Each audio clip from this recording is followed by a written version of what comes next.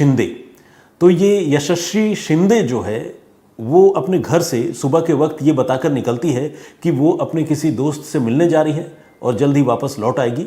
लेकिन होता यह है कि फिर वो लौटकर घर नहीं आती। दोपहर के बाद उसका मोबाइल फ़ोन भी हैरानी भरे तरीके से स्विच ऑफ हो जाता है। जब देर होती है घर वाले परेशान होते हैं। पहले तो लगातार मोबाइल पे फ़ोन करते हैं लेकिन फ़ोन नहीं उठता, स्विच ऑफ हो जाता है। तो घर वालों की परेशानी और बढ़ जाती है। फिर वो अपने नाते रिश्तेदारों से बात करते हैं कि कहीं तुम्हारे यहाँ तो नहीं आई। यशस्वी की जो दोस्त हैं, जानने वाले हैं, जो उसकी सहेलियाँ हैं, उनसे भी घर के लोग बात करते हैं कि क्या तुमने देखा, उससे कोई बातचीत हुई। लेकिन सारे लोगों की तरफ से घर वालों को नकारात्मक जवाब मिलता है। कहने का मतलब कोई भी यशस्वी के बारे में कोई बहुत कंक्रीट इंफॉर्मेशन नहीं दे पाता। हाँ, एक यशस्वी का जो दोस्त है वो ये ज़रूर बताता है कि यशस्वी किसी से मिलने जा रही थी और मिलने जाने से पहले उसने ये कहा था कि उसे बहुत डर लग रहा है। लेकिन वो किससे मिलने जा रही थी और यशस्वी को उससे मिलने में डर क्यों लग रहा है, इसके बारे में यशस्वी ने न उस दोस्त को बताया था और न वो दोस्त यशस्वी के घर वालों को बता पाया। तो ये अपने आप में एक मिस्ट्री वाली बात थी, एक रहस्य वाली बात थी कि आखिर ये लड़की अपने किस दोस्त से मिलने के लिए गई जिसके बाद वो गायब हो गई। घर के लोग गुरुवार के पूरे दिन बहुत परेशान रहते हैं और गुरुवार और शुक्रवार की जो दरमियानी रात है, यानी 25 और 26 जुलाई की दरमियानी रात, इस समय उन्होंने पुलिस थाने में अपनी बेटी की गुमशुदगी की रिपोर्ट दर्ज करा दी। पुलिस ने रिपोर्ट दर्ज की और अपने तौर पर इस लड़की को ढूंढने लगी। घर वाले भी अपने तौर पर ढूंढ रहे थे। 24 घंटे का वक्त गुजर गया और 24 घंटे बाद पुलिस को एक खबर मिली। पुलिस को यह पता चला कि उरन तालुका में ही एक जगह है कोटनाका। उस कोटनाका इलाके में रात के वक्त एक पेट्रोल पंप के पास से एक आदमी ने पुलिस को फ़ोन किया और फ़ोन करके उसने ये कहा कि यहाँ झाड़ियों के पास किसी लड़की की डेड बॉडी पड़ी हुई है, लाश पड़ी हुई है, तो एक बार आप लोग आकर देख लीजिए। कुत्ते उस लाश को नोच रहे थे, हमने अभी कुत्तों को भगाया, मैं वहीं पर हूँ। ये खबर जब उरन पुलिस सुनती है तो उरन पुलिस भी सोच में पड़ जाती है कि भाई झाड़ियों में लाश, ये नॉर्मल डेथ तो हो नहीं सकता। पुलिस फ़ौरन मौके पर पहुंचती है और मौके पर आकर देखती है कि एक लड़की की डेड बॉडी पड़ी है जो बुरी तरह से ख़राब है, यानी म्यूटिलेटेड कंडीशन में है। उसका चेहरा कुचला हुआ है। उस लाश के प्राइवेट पार्ट्स, उन्हें बुरी तरह से ख़राब किया गया है, कुचल दिया गया है, ख़राब किया गया है। इसके अलावा जिस्म में कई जगहों पर चाकू के निशान हैं। शरीर के कुछ हिस्सों को कुत्तों ने नोच लिया है, खा लिया है। तो कुल मिलाकर लाश की हालत ऐसी थी जिसे देखकर उस मरने वाली लड़की की पहचान कर पाना बड़ा मुश्किल था। लेकिन इत्तेफाक ये था कि ये जो लाश मिली थी, इस मरने वाली लड़की की उम्र भी 20-22 साल के आसपास थी।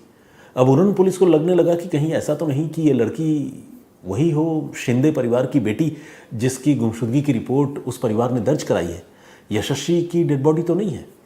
पुलिस ने अब यशस्वी के घर वालों को फ़ोन किया और उन्हें बुलाया डेड बॉडी की पहचान करने के लिए। पुलिस की टीम के साथ घर वालों ने लाश देखी और लाश देखते ही वो बिल्कुल बेकाबू हो गए, रोने लगे बुरी तरह से।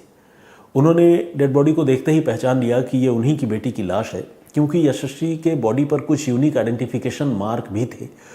उसने अपने कमर पर एक ख़ास टैटू बना रखा था। उस टैटू को देखकर उसके परिवार के लोगों ने पहचान लिया। प्लस कपड़े तो खैर थे ही, और ओवरऑल जो बॉडी का अपीयरेंस था, हुलिया जिसे कहते हैं, उसे देखकर भी अंदाज़ा मिल रहा था।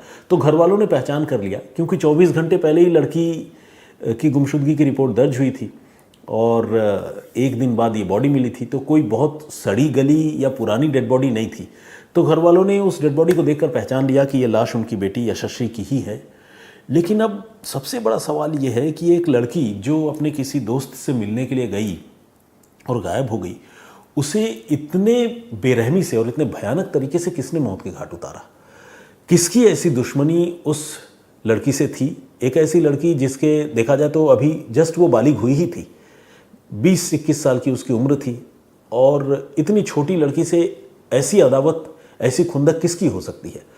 तो पुलिस अब घर वालों से पूछताछ करने लगी और पुलिस ये भी पता करने लगी कि कहीं ऐसा तो नहीं कि दुश्मनी लड़की से नहीं बल्कि लड़की के घर वालों से हो और किसी कातिल ने घर वालों से बदला लेने के लिए लड़की की हत्या कर दी हो। तो पुलिस सारे एंगल को एक्सप्लोर कर रही थी और इसी एंगल को पता करने के सिलसिले में पुलिस ने जब घर वालों से बातचीत की तो घर वालों ने पुलिस को एक कहानी सुनाई। घर वालों ने यह बताया कि आज से कुछ साल पहले, साल 2018 में, जब यशस्वी और भी छोटी थी, माइनर थी, उस समय एक टैक्सी ड्राइवर जो है उनकी बेटी को परेशान किया करता था, जिसका नाम है मोहम्मद दाऊद। मोहम्मद दाऊद नाम का ये टैक्सी ड्राइवर लगातार उनकी बेटी का पीछा करता था, परेशान भी करता था और एक बार मौका पाकर उसने उनकी बेटी यशस्वी का उत्पीड़न भी किया था, उसको एक्सप्लॉइट भी किया था। इसके बाद शिंदे परिवार ने उस टैक्सी ड्राइवर दाऊद के खिलाफ रिपोर्ट लिखवाई थी और उसे पोक्सो एक्ट के तहत गिरफ्तार करके जेल भी भेजा गया था। Prevention of cruelty against child है ना, तो उस एक्ट के तहत गिरफ्तार करके जेल भी भेजा गया था। और अब से कुछ समय पहले वो लड़का जो है उस मामले में जेल से छूट गया था, प्रोबेबली जमानत पर ही छूटा होगा। तो घर वालों ने ये एक बात बताई और घर वालों ने ये आशंका जताई कि कहीं ऐसा तो नहीं कि उसी लड़के ने कोई बदला लेने के लिए उनकी बेटी के साथ ऐसा कुछ कर दिया हो। घर वालों की इस आशंका के बाद पुलिस को एक सुराग मिल चुका था और पुलिस ये पता करने में लगी थी कि कहीं इस मर्डर के पीछे उसी लड़के का हाथ तो नहीं है। लेकिन जब पुलिस ने छानबीन शुरू की तो पता चला कि वो लड़का जब जेल से बाहर निकला था, मोहम्मद दाऊद, तो वो अपने होम स्टेट कर्नाटक वापस चला गया था, यानी वो मुंबई में था ही नहीं, मुंबई में रह नहीं रहा था। ऐसे में पुलिस को लगा कि अगर वो होम स्टेट चला गया है तो इस घटना के पीछे हो सकता है किसी और का हाथ हो। लेकिन पुलिस ने जिस जगह पर यह हत्या हुई थी उधर जाने वाली सड़कों के सीसीटीवी फुटेज प्लस ये जो मोहम्मद दाऊद है उसके मोबाइल फ़ोन की जानकारी जुटाने की शुरुआत की, प्लस ये जो यशस्वी जिसकी हत्या हुई थी इसके मोबाइल फ़ोन पर आखिरी दफ़ा किससे बातचीत हो रही थी, पुलिस ने ये भी पता करने की कोशिश की। तो इस तरह से पुलिस ने एक टेक्निकल इन्वेस्टिगेशन लॉन्च किया और मल्टीपल डायमेंशंस में, यानी अलग अलग दिशाओं में पुलिस की तफ्तीश जो है एक साथ चल रही थी। इसी क्रम में पुलिस ने जब यशस्वी के मोबाइल फ़ोन की कॉल डिटेल यानी CDR निकलवाई तो उसमें पुलिस ने एक संदिग्ध नंबर देखा जिससे उसकी अपने मौत या गुमशुदगी के कुछ समय पहले बातचीत हुई थी और पुलिस को जल्द ही ये पता चल गया कि यह नंबर किसी और का नहीं बल्कि उसी मोहम्मद दाऊद का है जो कभी यशस्वी को एक्सप्लॉइट कर चुका था और उसके एक्सप्लॉइटेशन के जुर्म में जो कभी जेल भी जा चुका था। तो यानी घर वालों का शक जो है वो पुलिस को सही लगने लगा।